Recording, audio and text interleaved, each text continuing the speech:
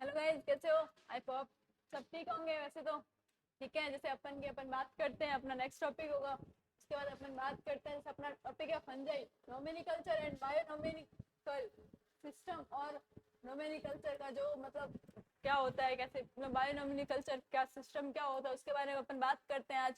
सबसे पहले अपन बात करते हैं नोमेनिकल्चर की। जैसे दृष्टि में पाए जाने वाले, जो इस दृष्टि में पाए जाने वाले जीव बड़े से बड़े और छोटे से छोटे जीवों को एक विशिष्ट नाम दिया जाता है। जो इस सृष्टि में मतलब जीव पाए जाते हैं उनको एक विशिष्ट नाम दिया जाता है। ठीक है।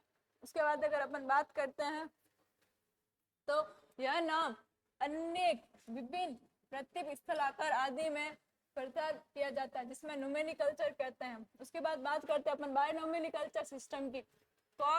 कार्ल लिनियस ने 1707 से लेकर 1777 में जीवों के नामकरण के लिए बायोनोमिकल्चर सिस्टम को नोमेनिकल्चर प्रतिपादित की, जिसका नाम मतलब जिसके अनुसार किसी भी जीव का सिग्निफिकेंट हॉर्न दो शब्द से मिलकर बना है। ठीक है। अपन बात करते हैं दो शब्दों की।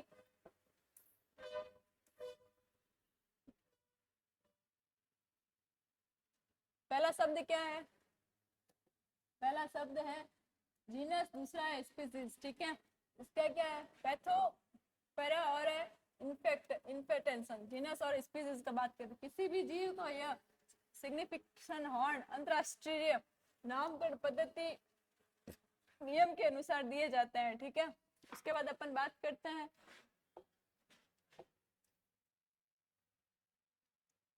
Rules of नोमेनिकल्चर। नोमेनिकल्चर के रूल्स क्या होते हैं? बायोनोमिकल सिस्टम के अनुसार प्रत्येक जीव को वैज्ञानिक नाम और दो शब्दों से मिलकर बना होता है। जो मतलब क्या होता है बायोनोमिकल सिस्टम क्या होता है के अनुसार प्रत्येक जीव दो वैज्ञानिक नाम और दो शब्दों से मिलकर बना होता है, जैसे जीनस प्लस स्पीसीज।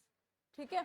जैसे अपन बात करते हैं जीनस शब्द का पहला अक्षर अंग्रेजी में कैपिटल लेटर व स्पीसीज शब्द का जो पूरा अक्षर होता है वो स्मॉल लेटर में लिखा जाएगा। ठीक है। उसके बाद अपन बात करते हैं जीनस स्पीसीज दोनों ही लैटिन वर्ड होंगे तथा दोनों को तिरछा लिखा जाएगा, वह अंडरलाइन खींची जाती है। जैसे कोई भी वर्ड होता है उससे बात करते हैं, जैसे कुछ भी दो वर्ड थे, जैसे जीनस है प्लस है स्पीसीज है। ठीक है। इसका बात करते हैं तो इसमें बीच में अंडरलाइन भी लिखा जाता है। जीनस होता है इसका जी बड़ा लिखना चाहिए। ऐसे मतलब कुछ थ्योरिकल होता है तो उसका ध्यान रखना पड़ता है। और जो वर्ड लिखते हैं उसका नीचे अंडरलाइन भी करनी चाहिए। जीनस हमेशा एक खंड वाला होता है और स्पीसीज एक खंडीय या बहुखंडीय हो सकती है तथा यह जीनस की विशेषता बताती है। वैज्ञानिक साहित्य या लेखन में वैज्ञानिक नाम साथ उस नाम को देने वाले एक प्रस्तावित करने वाले जो वैज्ञानिक थे, मतलब उस नाम को देना तथा उसको प्रतिस्थापित करने वाले वैज्ञानिक थे, उनका नाम है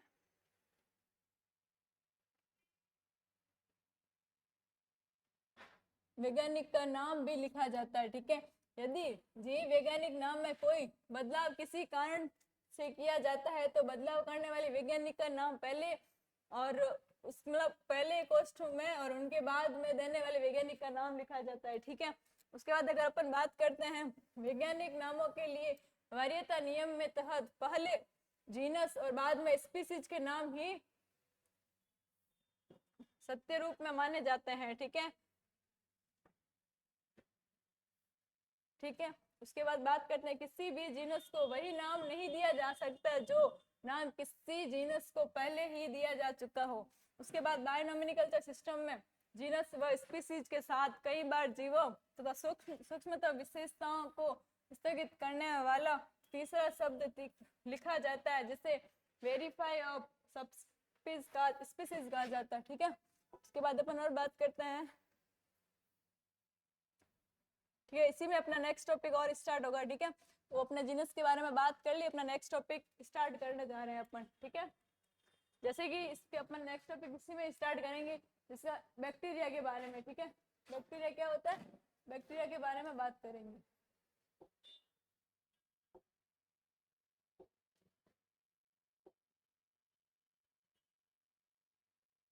जैसे बैक्टीरिया के बारे में अपन बात करते हैं, जैसे जीवाणु अविभेदित कोशिकाएं व दृढ़ भित्ति वाले प्रोकैरियोटिक ऑर्गेनिज्म होते हैं और इनका व्यास 2 से 3 mm होता है, इसकी अधिक होता है, जिसे जीवाणु कहता है। ठीक है, जीवाणु की डेफिनेशन मैंने जैसे आपको पहले ही बताई थी। ठीक है, उसके बाद अपन बात करते हैं, यह प्रकृति में मृत जीवी तथा प्रजीवी के रूप में रहते हैं और पौधों को जंतुओं व मुख्यों के रोग उत्पन्न करता है। जो मृत जीवी व प्रजीवी के रूप में रहते हैं परंतु रोगों पौधों व जंतुओं मनुष्य में क्या करते हैं, रोग उत्पन्न करते हैं। Types of bacteria. ठीक है, बैक्टीरिया के क्या क्या टाइप होते हैं उसके बारे में बात करते हैं। जीवाणु, बैक्टीरिया को जीवाणु कहते हैं। जीवाणुओं को उनकी गतिशीलता के आधार पर निम्न 3 प्रारूप में विभक्त किया गया है। ठीक है, बैक्टीरिया को उनकी गतिशीलता के आधार पर निम्न 3 जैसे यूकैरियोटिक, ठीक है, और मिक्सोबैक्टीरिया और स्पाइरो। ठीक है, उसके बाद अपन बात करते हैं जीवाणु की कोशिका को जैसे इलेक्ट्रॉन माइक्रोस्कोप से मतलब माइक्रोस्कोप से देखने पर निम्न संरचनाएं मतलब उसकी निम्न प्रकार की रचनाएं होती है माइक्रोस्कोप से देखने पर, जैसे कोशिका भित्ति, कोशिका झिल्ली, कोशिका द्रव, न्यूक्लिकाइड। ठीक है, उसके बाद अपन बात करते हैं प्लाज्मिड या एपिसोम। उसके बाद कशाभिका व रोम, जो छोटे छोटे लास्ट में उनके ऊपर छोटे छोटे माल टाइप पाए जाते हैं उसे कशाभिका या रोम कहते हैं। ठीक है, उसके सबसे पहले अपन बात करते हैं कोशिका भित्ति की।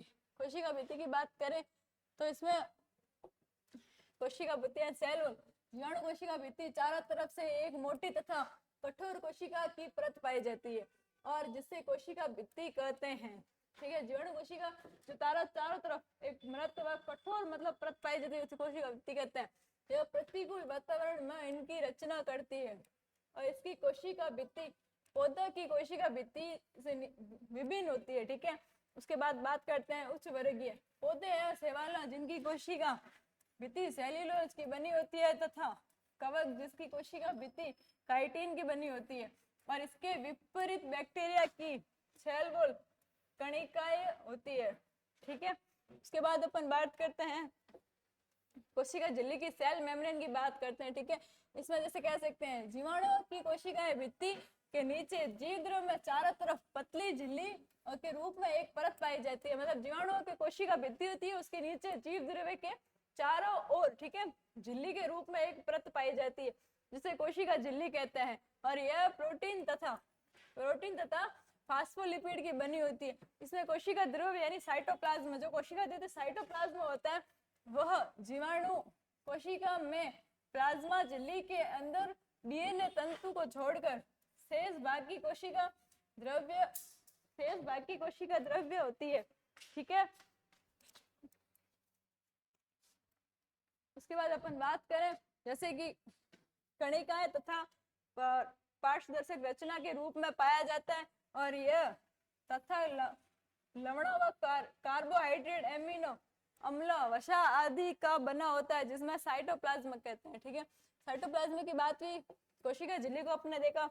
उसके बाद अपन बात करते हैं न्यूक्लियोटाइड। ठीक है, न्यूक्लियोटाइड की बात करते हैं तो न्यूक्लियोटाइड जीवाणुओं में प्राथमिक प्रकार का केंद्रक पाया जाता है।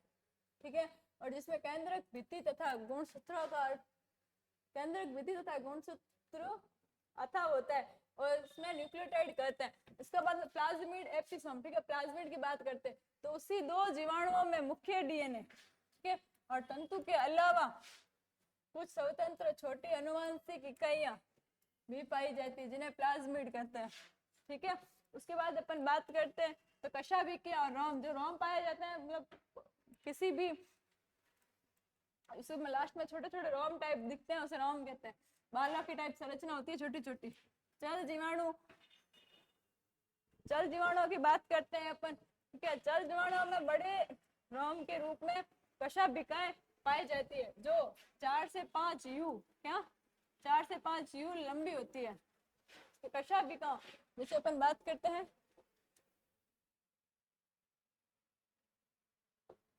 कशाभिकाओं की उपस्थिति और अनुवांशिक के रूप में कशाभिका की उपस्थिति व अनुवांशिक के रूप में, ठीक है ना, क्या होता है, आधार पर जीवाणुओं को 2 वर्गों में बांटा गया। पहला असुक्त और दूसरा है कशाभिक। ठीक है, और जैसे कशाभिक का और अभाव है, जैसे उदाहरण लैक्टोबैसिलस और पास्चुरेला, ठीक है। उसके बाद बात करते हैं उत्सविका, इसमें क्या है, उत्सविका उपस्थित व गतिशील होती है। उसके बाद कहते हैं ध्रुवीय व अध्रुवीय कशाभिका, इसमें और अपन बात करते हैं ध्रुवीय व अध्रुवीय कशाभिका की, ठीक है। उसके बाद अपन बात करते हैं जैसे मॉर्फोलॉजिकल टाइप। मॉर्फोलॉजिकल टाइप इसका कैसा होता है, मॉर्फोलॉजिकल टाइप होता है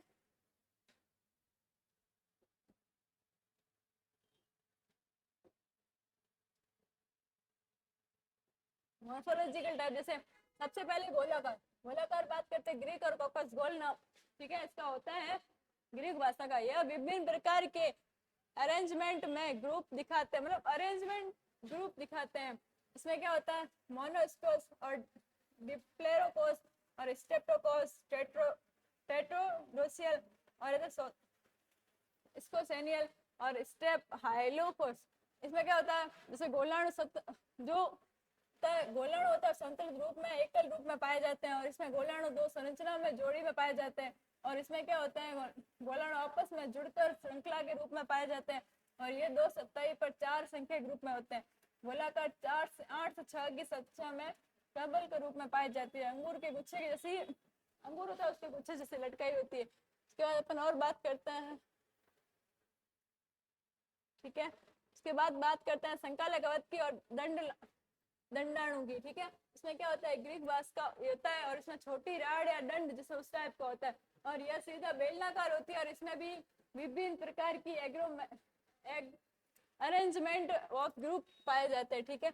उसके बाद बात करते हैं डिप्लोबल सेल की। दंडाणु दो की संख्या में होते हैं, और स्टेप्टोबेसियल्स की बात करते हैं दंडाणु लंबी श्रृंखला में होते हैं, स्पिरल आकार होते हैं, स्पिरिलियम और स्पिरिल ग्रीक स्पिरिल चक्र का होता है, ठीक है। उसके बाद अपन बात करते हैं जैसे बैक्टीरिया में important of depression and survival, ठीक है। उसकी बात करते हैं अपन डिप्रेशन की बात करते हैं, और मिसोफमल की बात करते हैं। ये ग्राम प्लस पॉजिटिव में अधिक स्पष्ट होता है, ठीक है। ग्राम प्लस पॉजिटिव में अधिक स्पष्ट होते हैं। उसके बाद अपन बात करते हैं इसके जो लिपिड सेल वॉल लिपिड के समान होती है। जो इसमें जो लिपिड सेल वॉल होती है ना वो कैसे होती है, लिपिड के समान होती है, और इसकी मुख्य भूमिका सेल के मध्य अनुपस्थित पट बनाने की होती है। इसका जो मतलब मिसोसोल के ना इसका जो मुख्य कार्य क्या होता है, उसके बीच में ना सेल वॉल के भूमिका मतलब इसके बीच में जो मुख्य कार्य इसका क्या होता है, सेल वॉल के मध्य ना अनुपस्थित पट पाए जाते हैं, ठीक है। उसको पट बनाने का काम करती है। उसके बाद अपन बात करते हैं राइबोसोम की। यह बेस में लगभग क्या बोलते हैं 1000 राइबोसोम पाए जाते हैं, जो बेस में 30% भार में बराबर हो सकती है। इसका क्या है अवशान दर सामान्य 70 हर्ट्ज होता है। इसका अवशान दर सामान्य कितना होता है 70 हर्ट्ज होता है। इसकी उपस्थिति में जाइटोप्लाज्मा व साइटोप्लाज्मा व जो इसमें प्रतिब होता है, और इसमें 40% प्रोटीन व 60% क्या होता है आरएनए पाया जाता है। उसके बाद बात करते हैं स्ट्रॉन्ग मटेरियल की, जिसे बेस सेल व विभिन्न प्रकार के अलैंगिक पदार्थ के रूप में पाए जाते हैं, जो कि झिल्ली द्वारा घिरे होते हैं। यह अर्थ कार्बनिक यौगिक के रूप में चयित पदार्थों के रूप में संग्रहित करते हैं, ठीक है। उसके बाद है सर्वाइवल। यह बेस को प्रचलन के रूप के समय दिशा ज्ञान करती है तथा पानी की परत में उन्हें गति प्रदान करने में सहायक होती है। मतलब ये क्या होती है बेस में मतलब प्रचलन होती है, लेकिन तथा पानी की परत में उन्हें गति चलाने में क्या करती सहायक होती है। उसके बाद अपन बात करते हैं फ्लेजिलम प्रोटीन की बनी होती है, और उसके बाद बात करते हैं इसके उद्दे 3 भाग में होते हैं, ठीक है। और आधार भाग, उप भाग व मुख्य तंतु। उसके बाद बात करें इसकी लंबाई 15 मिली माइक्रो होती है, ठीक है। उसके बाद बात करते हैं फ्लेजेरियल अरेंजमेंट। विभिन्न बेस में फ्लेजेरियल की संख्या अलग अलग होती है, जैसे इसका विचलन की अलग अलग होता है, जो कि निम्न होता है। जैसे एट्रियल अर्धसूत्री मतलब फ्लेजिला एब्सेंट होती है इसमें, और इसमें एग्जांपल क्या है जाइलेथा, ठीक है, बैक्टीरिया। उसके बाद अपन बात करते हैं मोनोटेरियल्स, ठीक है। मोनोटेरियल्स के बाद क्या करते हैं फलजय एक ही संख्या में उपस्थित होती है। उपनाम इसका क्या है प्लास फ्लेजिलियम होता है, ठीक है। तो क्या है जेंथोमोनास है इसका। उसके बाद अपन बात करते हैं लेप्सरेट। इसमें क्या फ्लेजिली गुच्छा एक सिरे पर पाया जाता है। उसके बाद है एम्फिजीलिया, जैसे ये फ्लेजिलियम जो गुच्छों में दोनों सिरों पर होते हैं, इसका क्या है नाइट्रोसोमोनास बेस होता है, उसका क्या है, और इसका प्रेक्टिकल, उसका मतलब फ्लेजिलियम होता है सेल के चारों ओर पाए जाते हैं, इसका जो फ्लेजिलियम होता है कोशिका के चारों ओर पाया जाता है, ठीक है। उसके बाद अपन और बात करते हैं ग्राम बैक्टीरिया, ठीक है, ग्राम पॉजिटिव, वर्ष 1800 कितने में 1884 में किसने डेविस ने चिकित्सक और किशन के ग्राम में जीवाणुओं को अमित विधि में आधार पर 2 भागों में बांटा था। ग्राम में क्रिस्टल बायलिम थायोडीन के घोल से जीवाणु को अभिरंजित किया, जो जीवाणु अल्कोहल उपचार के बाद अभिरंजित को धारण कर लेते हैं, वह ग्राम पॉजिटिव तथा जो अभिरंजन को खो देते हैं या ग्रहण नहीं करते हैं उसे ग्राम पॉजिटिव कहते हैं, ठीक है। उसके बाद अपन बात करते हैं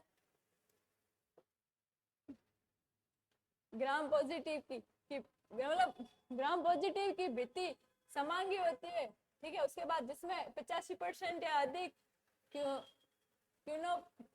क्यूनोपेप्टाइड, ठीक है, एवं सरल बहुसर्क्राइड जैसे टाइकोइड एसिड और इत्यादि शामिल होते हैं। उसके बाद यह टाइकाइड एसिड और राइसिटोल व ग्लिसरॉल फॉस में बहुल होते हैं, यह प्रतिजन के रूप में कार्य करते हैं और आयनों में प्रवेश और नियंत्रण करते हैं।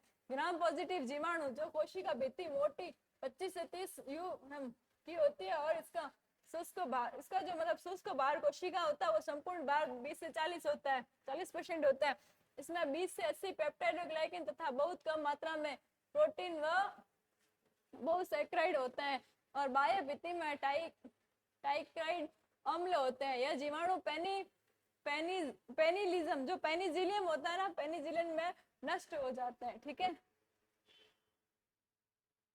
उसके बाद बात करते हैं ग्राम नेगेटिव की। जीवाणु की कोशिका भित्ति पतली 10 mm 10 से 15 एवं साबरे होती है। इसमें ग्राम नेगेटिव जीवाणु कोशिका भित्ति केवल 3 से 12% न्यूक्लियोप्लाज्मिड रखती है और शेष लाइपोप्रोटीन एवं लाइपो बहुसक्रिय होते हैं। इसका शुष्क भार कोशिका में संपूर्ण भार होता है 10 से 12% होता है और इसमें 50% होता है फास्फोलिपिड, 15% होता है प्रोटीन, 50% होता है लाइपो बहुसक्रिय होता है। यह जीवाणु पेनिसिलिन में नष्ट नहीं होते और प्राय ग्राम नेगेटिव में छड़ाकार जीवाणु ही रोगजनक होते हैं, ठीक है ना। ठीक है, अपन बात करते हैं अब